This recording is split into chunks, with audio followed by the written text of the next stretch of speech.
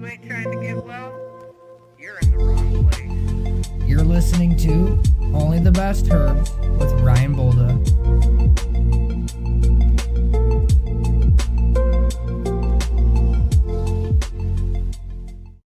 Hello and welcome to Only the Best Herbs, the podcast where we dive into the world of natural remedies and explore the power of plant-based healing.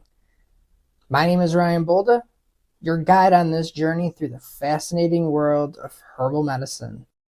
Today's episode is particularly timely as we navigate the festive cheer and the occasional stress of the holiday season. We are focusing on a topic that resonates with many: migraines. Yup, the unwelcome guests that often choose the worst times to visit.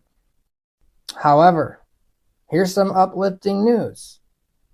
In the spirit of giving, we're unwrapping a recent study that sheds light on a remarkable finding. Turns out, when it comes to managing migraines, sometimes the more simple, affordable, easy solutions outshine their pricier counterparts. That's right, we're talking about alternative medicines like Only the Best Herbs, right? So, this is the perfect time. Grab your favorite herbal tea, find a cozy spot, and join us as we dive into the intriguing study. We'll explore how these cost-effective natural remedies are making a significant impact and why they might just be the perfect gift for your well-being this holiday season. Stick around, because on Only the Best Herbs, we believe in the power of nature's pharmacy, especially when it offers us a gentle yet effective way to enjoy our holidays headache-free. Let's get started. But first, a word from our sponsors, Surgeons LLC. Sure, you may have heard of THC and marijuana products before, but have you heard of any of the 540 additional cannabinoids in addition to THC? We're talking cannabinoids like CBD, CBN, CBG, HHC, THCO, THCP, THCA, CBC. The list goes on and on. That's what we focus on here at Surgeons LLC. Whether you want to grow your own cannabis or get the medicinal properties, you have found the right place. Visit our website, surgeonsolution.io, and you will quickly see that we are much more than just a hemp, seed, glass, and nutrient distributor. Sign up for our loyalty program and get an additional 200 vibes, which is loyalty points, right on the spot for entering your email address. That's equivalent to spending $200. Don't pass this up. If you have any questions, talk to our AI and get answers to all the questions you have, or even schedule a time to speak with us, and we can get you going in the right direction. Because at Surgeons LLC, when you're surgeon, you're living. Now, getting back to our story about migraines. Migraines are more than just a headache. Often, the pain is accompanied by nausea, vomiting, light sensitivity, and even sound sensitivity. Chronic migraines can be disabling and may prevent many, especially women, from contributing to the working life or their own working life. Still, it often takes a long time for migraine patients to find a treatment that works well for them. Researchers at the Norwegian Center of Headache Research, quote unquote NORHED, have used data from the Norwegian Prescription Register to look at which medicines best prevent migraine. Professor Mart Helen Bjork at the Department of Clinical Medicine, University of Bergen, says There has now been done a lot of research on this subject before. This may weaken the quality of the treatment and increase the cost of treatment for this patient group. 3 medicines had better effect than the first choice of medicines. Researchers used the National Register data from 2010 to 2020 to estimate treatment effect. They measured this by looking at the consumption of acute migraine medicines before and after starting preventative treatment, which they also investigated how long the people with the migraine used different preventative treatments. A total of over 100,000 migraine patients were in the study. 100,000. When the withdrawal of acute migraine medicines changed little after starting preventative medicine, or people stopped quickly on the preventative medicines, the preventative medicine was interrupted as having little effect and discontinued. If the preventative medicine was used on a long, uninterrupted period, and we saw a decrease in the consumption of acute medicines, we interpreted that as the preventative medicine was having a good effect. As a rule, these so-called beta blockers are used as the first choice to prevent migraine attacks, but the researchers found that especially 3 medicines had better preventative effects than these: the CGRP inhibitors, amitriptyline, and simvastatin. I'm not sure how popular those are here in America, but the 2 latter medicines are also established medicines used for depression, chronic pain, and high cholesterol, respectively, while the CGRP inhibitors are developed and used specifically for chronic migraines. Another topic that we have is for epilepsy, and this one hits home for me because I have had epileptic seizures before, and I haven't had a seizure in a while, but this one really does resonate with me. This is from the American Academy of Neurology. For people with epilepsy, doing yoga may help reduce feelings of stigma about the disease, along with reducing seizure frequency and anxiety, according to a new research published in November 8th of 2023, the online issue of the Medical Journey of American Academy of Neurology. People with epilepsy often face stigma that can cause them to feel different than others due to their own health condition, and that can have a significant impact on their quality of life, said study anchor Manjari Tripathi, MD/DM of All India Institute of Medical Science in New Delhi. This stigma can affect a person's life in many ways, including treatment, emergency department visits, and poor mental health.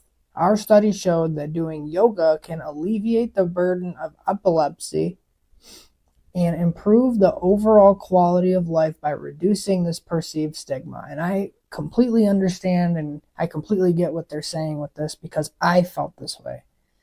This is exactly how I felt, because you feel different. You're like, why me? Why do I have to have this disease, or why do I have to have this condition that makes it so that I have no control over my body? Like my brain can at any moment spaz out and I'll go and I won't have any idea what's going on.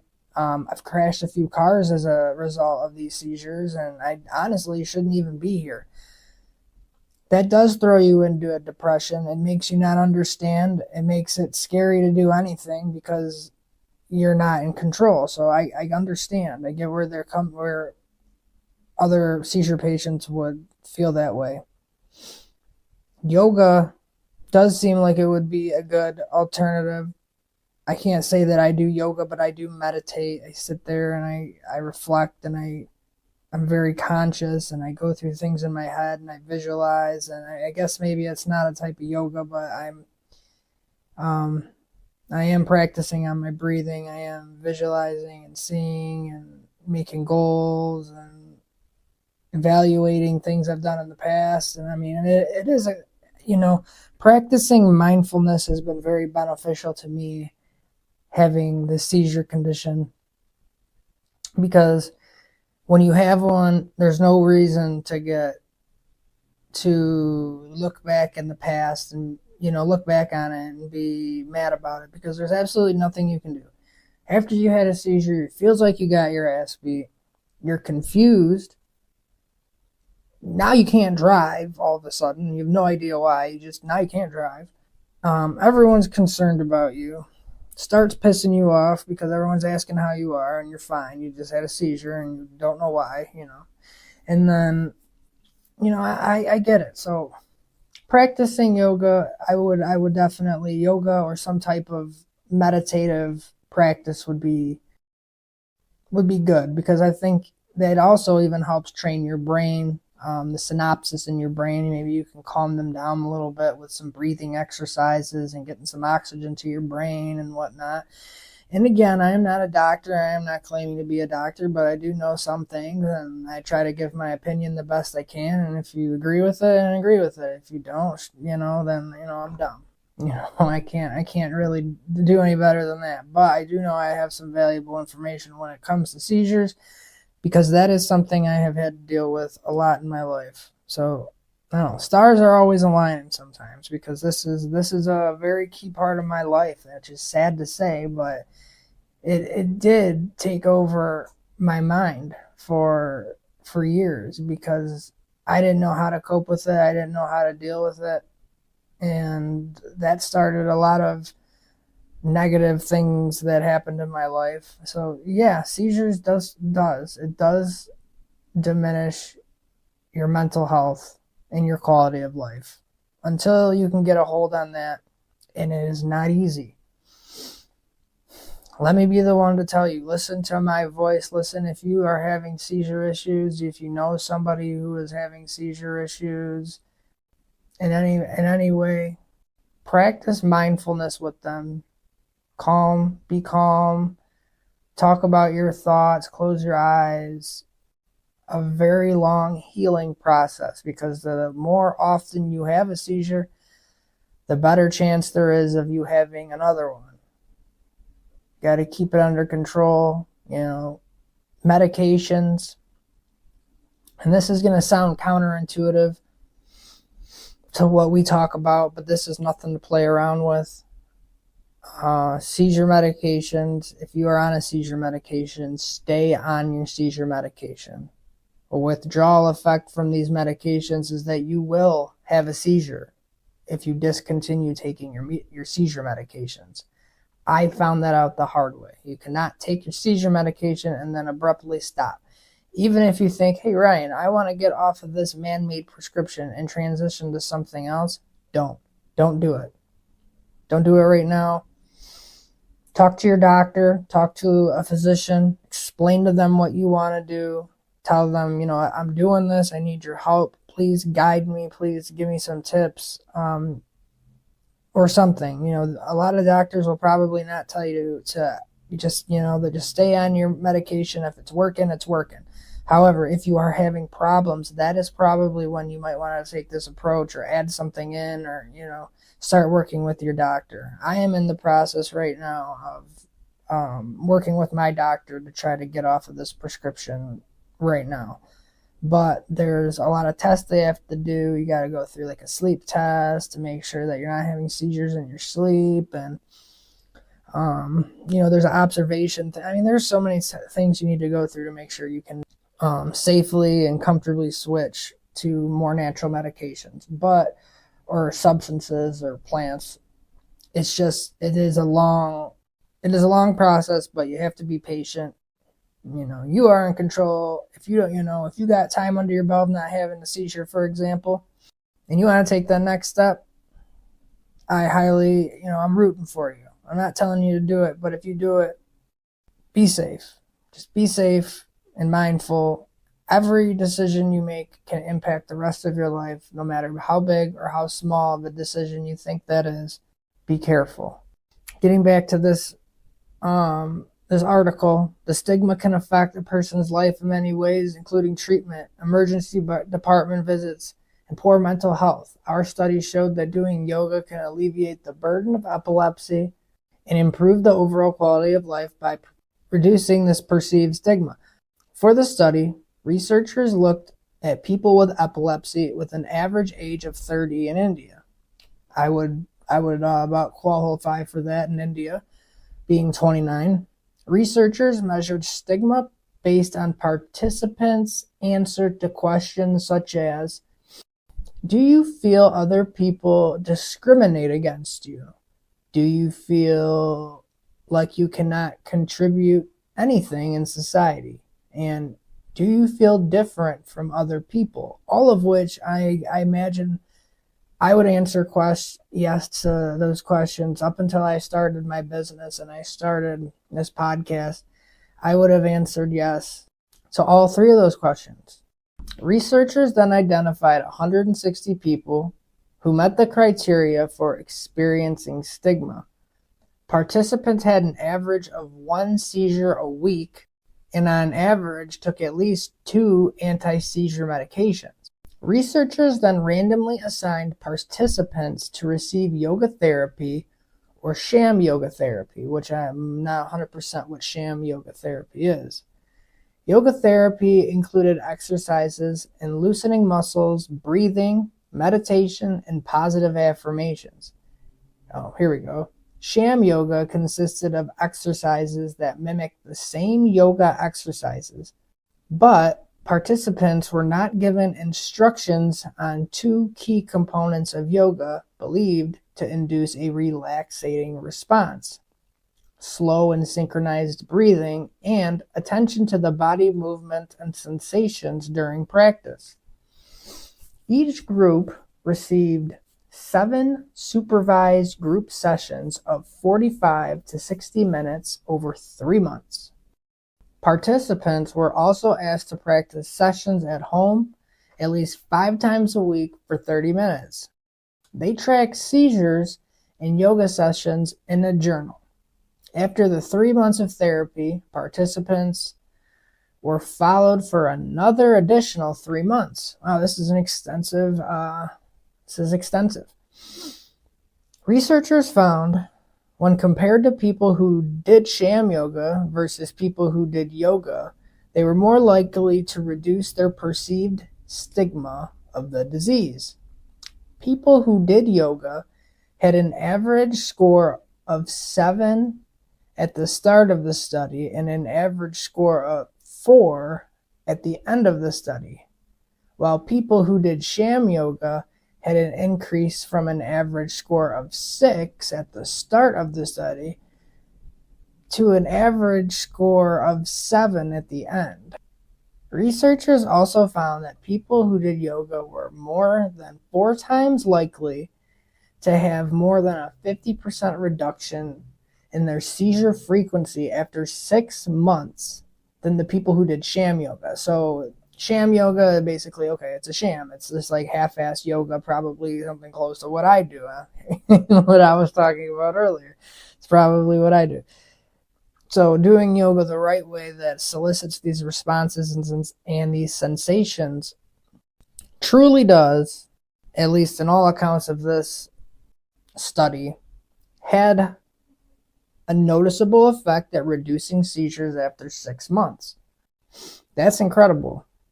And that isn't even substance related, herbs or anything. That's just doing mindful breathing exercises and just being grounded. And, that's kind of what a lot of these products we focus on. That's what they do. They bring you to that balance.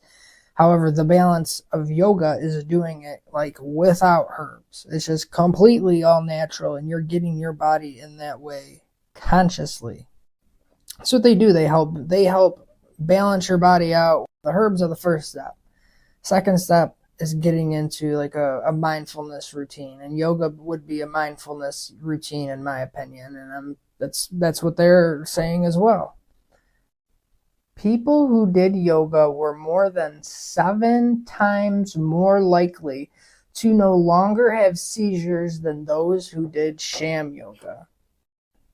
we are now going to get to the next part of our season 2 storyline.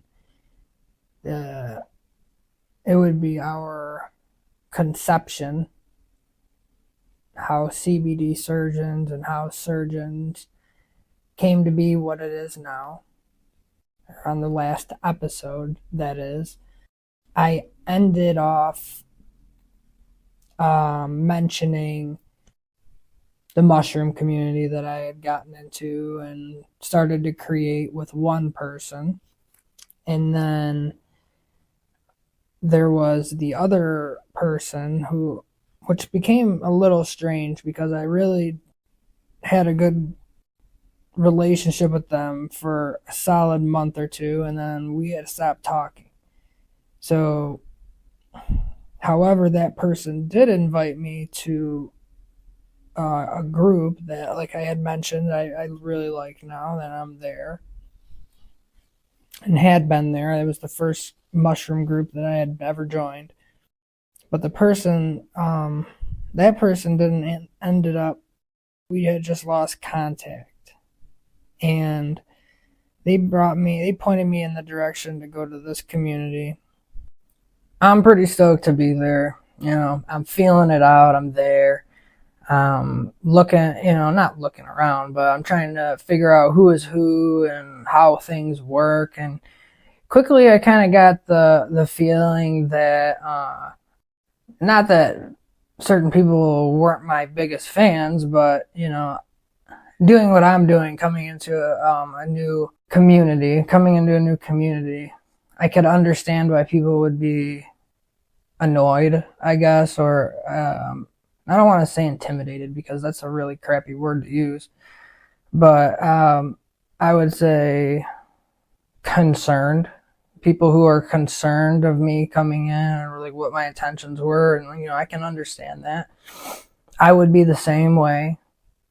And the best thing I knew how to do is I'll just try to kind of prove myself a little bit. Not that I need to, but I teamed up with this awesome person and learned more about them and their story and what they had been through, and started doing some content a little bit with them and created a pretty good relationship, I thought, in my opinion, with this person in the mushroom community. And you'll never hear me come on my podcast and talk negative about anybody, or even in person or in real life. I never talk bad about anybody. Just to get that straight. Everyone I've worked with and everyone that you've seen me work with publicly or anything like that, I would, I have the utmost respect for them, and I really appreciate everybody in this process. So you'll never hear me say anything bad about anybody. So if that's why you're listening to this and see what I'm going to say, if I'm going to see something completely off the wall about somebody, it's not going to happen. I've thought about it, but I've had to do that with a lot of people. So just because of this story doesn't really go my way a little, or the way I wanted it to go, doesn't mean I'm going to come on here and start spewing a whole bunch of nonsense. So that's a little bit of context for you on how I feel about the situation. Obviously not exactly thrilled about it, but create this community with this individual, and things are going good. I mean, the group grew like insanely fast, and I couldn't even tell you the numbers on it. I have screenshots of it, but it was just like, wow. In like a couple weeks, it had gotten up to like 250 or so group members. I was like, wow, that's awesome. Like, this group is going to do really well. And throughout this whole process, I'm talking with this person I created the community with, and from the beginning, I said, you're gonna build this, and it's going to be yours. I just want to be here and help build it, because at the end of the day, only one person can truly own a Facebook community, right? They have the complete control over it. There's always one person who has complete control. So going into that, I wanted to build this community, and in return, it would kind of help build my own community aside from it, which is Only the Best Herbs, this podcast. I needed to get a community going on my end. I wanted to help educate people, not only just to mushrooms, but I wanted to take a completely natural approach that would not cause too much attention, or like the name wouldn't raise any flags, or like wouldn't be looked down upon. Like I couldn't name the group like Mushroom Central or something like that. I couldn't name it something crazy. So I wanted to go with Only the Best Herbs, and I wanted to focus on other things too, like cannabis and all the other things that we've been talking about, but specifically cannabis, because I deal with hemp extracts in my company, and mushroom medicine is my my next thing on my to-do list to bring awareness to. But people who did not want me to continue doing this for whatever reason, and that's okay. I was a little confused on what all of the negativity was about, but I could tell that this person no longer wanted to do this, or like that doing this was like a joke or something, or it was like or it was funny or something. So I was like, okay, if it's so funny, then I'm just done. I'm done with it. And, that's that. And I'll just focus on my stuff. And then I will go back to what I was doing. So I go back, and I want to make this clear. Like, it's not easy. It was 100% not easy to like give up on, and not give up, but because I don't want to look at it that way as giving up, because I really didn't. I was more like forced to like stop doing it because of, it just gets to a point where it's like, all right, I have to like maintain my integrity about this. And if it's just going to be like a giant joke, then I'm not going to do it. And I'll focus on something that clearly is not a joke. And I'll do it. And we'll do it better. So I don't know, it really personally did like kind of hurt my feelings. And that's another thing with business and just life in general, like just being able to separate that. Like my my boundaries suck. So getting into the mushroom community and seeing how people were, I was like, wow, this is so different. I kind of feel like I wanted to be here. But and I felt like I could act differently, or like the way that I wanted to, versus what the reality of the situation was. Like I thought, we were building this community together, but in all reality, it was just like, you're an idiot. So I went and was an idiot somewhere else.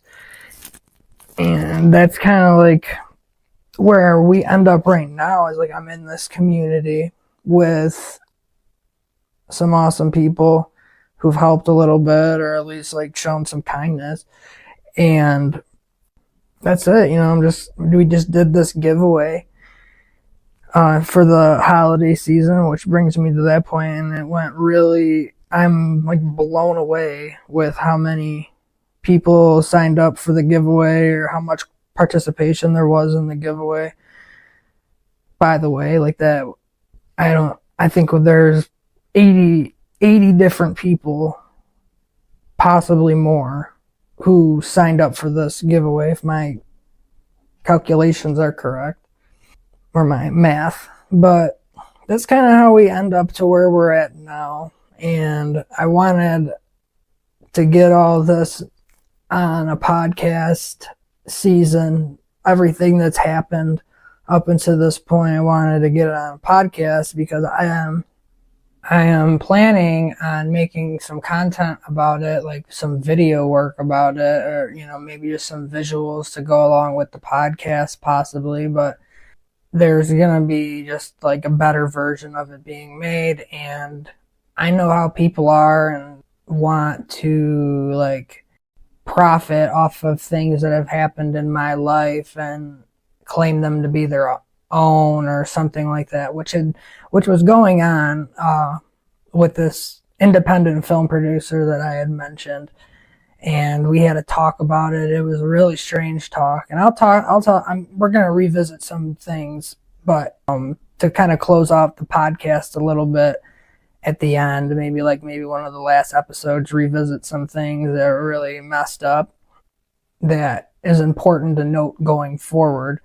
But there are people who, I don't know how to explain it, but we're going to end that this week.